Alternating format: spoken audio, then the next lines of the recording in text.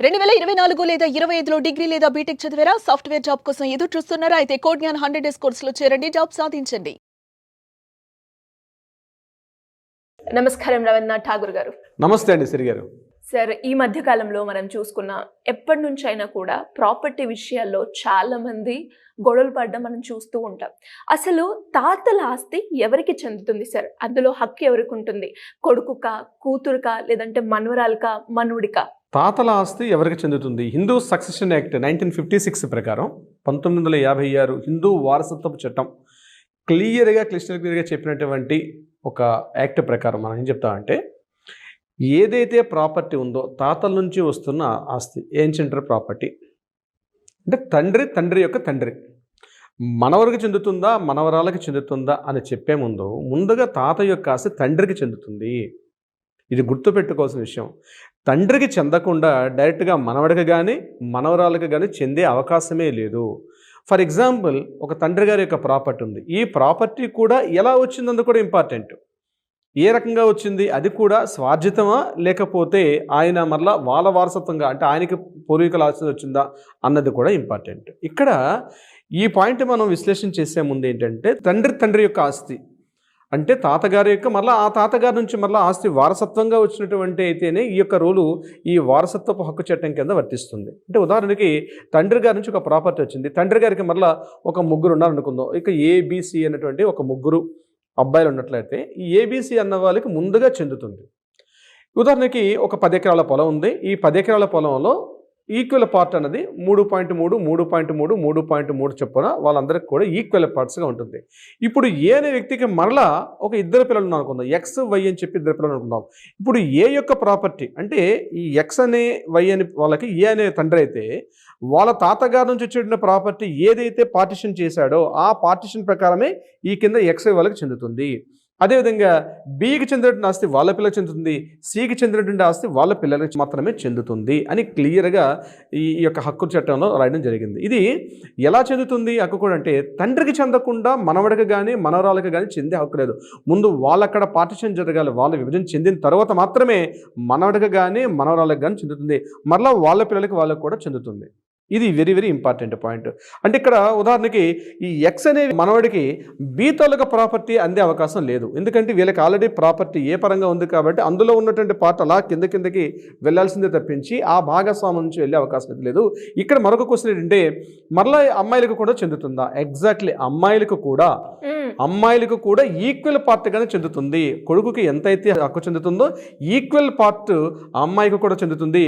ఇది 2022లో Vineet Sharma versus Rakesh Sharma supreme court ఇచ్చినటువంటి judgement ప్రకారం ఏంటంటే, ఇది క్లియర్గా ఏదైతే ప్రాపర్టీ ఆస్తి అందుతుందో మనవలకు కూడా ఈక్వల్గా అదే పార్ట్ ఆస్తి కిందకి అలా చెందుతూ ఉంటుంది. అయితే ఒకవేళ తాతగారు సంపాదించిన ప్రాపర్టీ ఆయన స్వార్జితం అయితే ఆ స్వార్జితం మాత్రం తప్పనిసరిగా ఆయన ఎవరికైనా ఇచ్చుకునే అవకాశం ఉంటుంది. కాబట్టి అది వీళ్ళు ఫైల్ చేసే అవకాశం లేదు. సెక్షన్ 91 సబ్ క్లాస్ 1 ప్రకారం వీళ్ళు ఫైల్ చేస్తారు. అయితే ఆ క్లాస్ ప్రకారం వేసే అవకాశం ఉంటుంది. కానీ ఇప్పుడు నేను చెప్పినట్టుగా అయితే అది ఒకవేళ స్వార్జితం అయితే అది కూడా వీళ్ళకి వచ్చే అవకాశం లేదు. ఇది కాకుండా ఆ ప్రాపర్టీ ఏదైతే ఉందో అది స్థిరాస్తి కావచ్చు, అంటే ల్యాండ్ కావచ్చు, లేకపోతే బంగారం కావచ్చు, ఎక్స్వైజెడ్ ఏదైనా సబ్జెక్ట్. సో ల్యాండ్ గురించి మనం మాట్లాడుకుంటున్నాం కాబట్టి ల్యాండ్ ప్రాపర్టీ ఎంత అమౌంట్ అయితే వస్తుందో అంత అమౌంట్ వస్తుంది. ఇక్కడ మరొక క్వశ్చన్ వస్తుంది.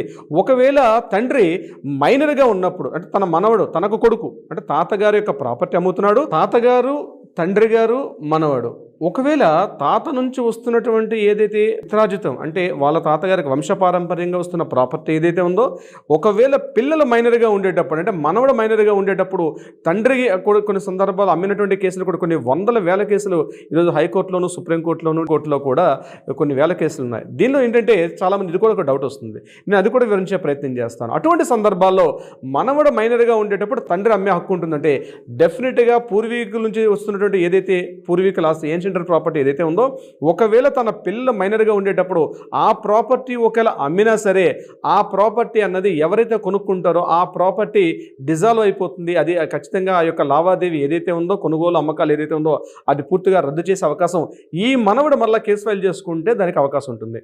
ఎందుకంటే అది తాతల నుంచి వచ్చే ఆస్తి కాబట్టి మనవడికి ఖచ్చితంగా చెందుతుంది.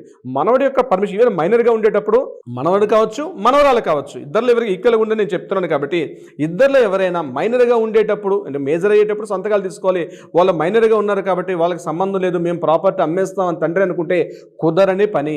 ఇప్పుడైనా మనవడు కానీ మనవరాలు కానీ మరలా ఆ ప్రాపర్టీ ఎవరికైనా అమ్మేస్తారు అనుకోండి, వీళ్ళకి మరలా ఆ ప్రాపర్టీ మీద కూడా వీళ్ళు మరలా కేసు ఫైల్ చేసే అవకాశం ఉంటుంది. కేసు ఫైల్ చేసేటప్పుడు ఖచ్చితంగా ఈ యొక్క ఎవరైతే ఈ ఫైల్ చేసేట మనవడు కావచ్చు మనవరాలు కావచ్చు మా ప్రాపర్టీ తాతగారి నుంచి వచ్చింది అని ఒక ప్రూఫ్ చేయాల్సిన అవసరం వాళ్ళకు ఉంటుంది. ప్రూఫ్ చేసిన తర్వాత ఏదైతే సపోజ్ ఇప్పుడు నేను మొదట చెప్పినట్టు తాతగారు ఏ అనేటువంటి తన కొడుకుకి అమ్మినప్పుడు ఏకి యొక్క పిల్లలు ఎక్స్ అనే ఉన్నాడు, ఎక్స్ మైనర్గా ఉండిపోయాడు, ఈ ప్రాపర్టీ అమ్మేశారు. వీళ్ళు ఇక్కడ ఏం చేశాడు, మైనర్గా ఉండేటప్పుడు అమ్మేశాడు కాబట్టి ఎవరైనా వ్యక్తి కొనుక్కున్నాడు అనుకోండి, ఫర్ ఎగ్జాంపుల్ ఎవరో వ్యక్తికి వీళ్ళ మధ్య జరిగిన ట్రాన్సాక్షన్ ఏదైతే ఉందో కోర్టు నుంచి ఆ యొక్క ట్రాన్సాక్షన్ కూడా రద్దుపరిచే అవకాశం కూడా 100% ఉంటుందన్నమాట. ఒకవేళ మరి ఎట్లా అమ్మాలి సార్, ఖచ్చితంగా ఆ ప్రాపర్టీ అమ్మాల్సిన పరిస్థితి వచ్చింది, పిల్లలు చూస్తే మైనర్స్, ఎట్లా మరి ప్రాపర్టీని సేల్ చేయాలి అని ఒక క్వశ్చన్, అంటే ఎమర్జెన్సీ పరిస్థితిలో ఎట్లా చేయాల్సి వస్తుందంటే ఒకవేళ ఆ ప్రాపర్టీ అమ్మిన తర్వాత ఆ ప్రాపర్టీలో అమ్మినటువంటి అమౌంట్ ఏదైతే ఉందో ఆ అమౌంట్ని రిజర్వ్ ఫండ్ కింద ఇది పూర్తిగా ఒక బ్యాంకులో అకౌంట్లో వేసి ఇది పలానా రకంగా మేము ఈ ప్రాపర్టీ అమ్మామని చెప్పి ఆ మైనర్ పేరు మీదుగా ఈ అమౌంట్ ఏదైతే ట్రాన్సాక్షన్ జరిగిందో అందులో మైనర్ వాటా ఎంతైతే ఉందో ఆ వాటా అమౌంట్ని బ్యాంకులో ఒక సేఫ్ అకౌంట్లో పెట్టి ఆ అబ్బాయి మళ్ళీ మేజర్ అయిన తర్వాత ఈ అమౌంట్ తాతగారి నుంచి వచ్చిన ఆస్తి ప్రకారం నీకు ఇంత అమౌంట్ వచ్చింది అని చెప్పి చెప్పాల్సిన అవసరం అయితే ఉంటుంది. అలా కాకుండా తాతగారి నుంచి వచ్చిన ఆస్తి ప్రాపర్టీ కాబట్టి మనోడు మైనర్గా ఉన్నాడు, ఆయన సంబంధం లేదు, మనోడు కావచ్చు మనోరాలు కావచ్చు, ఇద్దరికి వర్తిస్తుంది ఇప్పుడు నేను చెప్పేది. అట్లా అమ్మేస్తామంటే ఆ ప్రాపర్టీ అనేది చెల్లుబాటులోకి రాదు. అది కోర్టు పరంగా ఆ యొక్క లావాదేవీని కూడా రద్దుపరిచే అధికారం కూడా ఈ తర్వాత ఈ మనోడు కావచ్చు మనోరాలు కావచ్చు కోర్టులో ఫైల్ చేసుకుంటే దాన్ని రద్దుపరిచే అధికారం కూడా ఉంటుంది. ఇంకొక రకమైన కేసు కూడా వస్తుంది. మరొకటి ఆడపిల్లలకి పెళ్లి చేసి పంపించేశాం కాబట్టి ఆ ప్రాపర్టీ తాతగారి ఆస్తి మేము ప్రాపర్టీ అమ్మేశాం కాబట్టి ఆ ప్రాపర్టీ ప్రకారం ఎంతో కొంత కట్న రూపం కావచ్చు లేకపోతే ఆడపిల్లలకి ఇవ్వాల్సినటువంటి బంగారు రూపంలో మార్చేశాం కాబట్టి అట్లాంటి సందర్భాలు వచ్చేటప్పుడు అట్లాంటి సందర్భాల్లో కూడా ఇప్పుడు నేను చెప్పినట్టుగానే ఆ ప్రాపర్టీ ఏదైతే ఉందో దాని అమౌంట్ అట్లా పక్కన పెట్టాల్సి వస్తుంది. దీన్ని పలానా సందర్భంగా ఉపయోగించని చెప్పి ఆ ఉపయోగించినట్టుగా పూర్తిగా వాళ్ళు కూడా చూపించాల్సిన అవసరం కూడా వస్తుంది. అయితే తాతగారి యొక్క ప్రాపర్టీ ఏదైతే ఉందో ఖచ్చితంగా మనవడికి మనవరాలకి అందరికి కూడా వస్తుంది. ఎన్ని తరాలు అయితే అన్ని తరాలకి వాళ్ళ యొక్క భాగస్వామ్యం వస్తుంది. అయితే ఏ సందర్భాల్లో ఈ యొక్క భాగస్వామ్యం రద్దే అవకాశం ఉంటుందంటే ముఖ్యంగా కోర్టు కూడా దీని మీద కొన్ని రకాల ఇటు వర్తించే అవకాశం కూడా లేదని చెప్తుంది. ముఖ్యంగా 1956 నుంచి ఇప్పటివరకు జరిగే కేసు ఏదైతే ఉందో ఇది ఖచ్చితంగా కూడా ఒక రిజిస్టర్డ్ ప్రాపర్టీలో ఉన్నప్పుడు మాత్రమే ఒక పార్టిషన్ చేసుకున్న భాగస్వామిగా విభాగాలు చేసుకునేటప్పుడు అది కూడా ఖచ్చితంగా రిజిస్టర్డ్ అయినటువంటి ప్రాపర్టీకి మాత్రమే ఇవి వర్తిస్తాయి. సాదా బైనామా అంటారు, అంటే తెల్ల కాగితం మీద రాసుకొని కూడా తెలంగాణ ప్రాంతాల్లో సాదా బైనామా అంటారు. సాదా బైనామా అంటే తెల్ల కాగితాల మీద భాగస్వామి పంపకాలు రాసుకుంటారు. అటువంటి లావాదేవీలని వర్తించవు అని చెప్తుంది క్లియర్గా.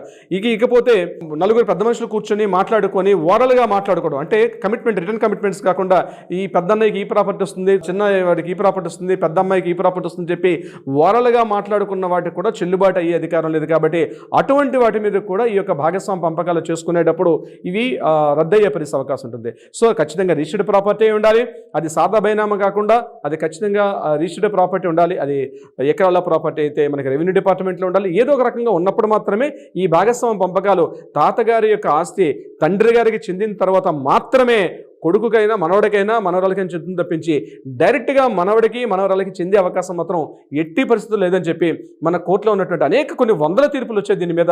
రాఖీ అండ్ అలహాబాద్ హైకోర్టు ఇచ్చినటువంటి రాఖీ తీర్పులో కూడా ఇదే విషయాన్ని మరోసారి చెప్పడం కూడా జరిగింది. సో ప్రధానంగా అనేక తీర్పులు ఉన్నాయి కాబట్టి తాతల యొక్క ఆస్తి ఖచ్చితంగా మనవడికి మనవరాలు చెందుతుంది, కానీ తండ్రికి చెందిన తర్వాత మాత్రమే చెందుతుంది.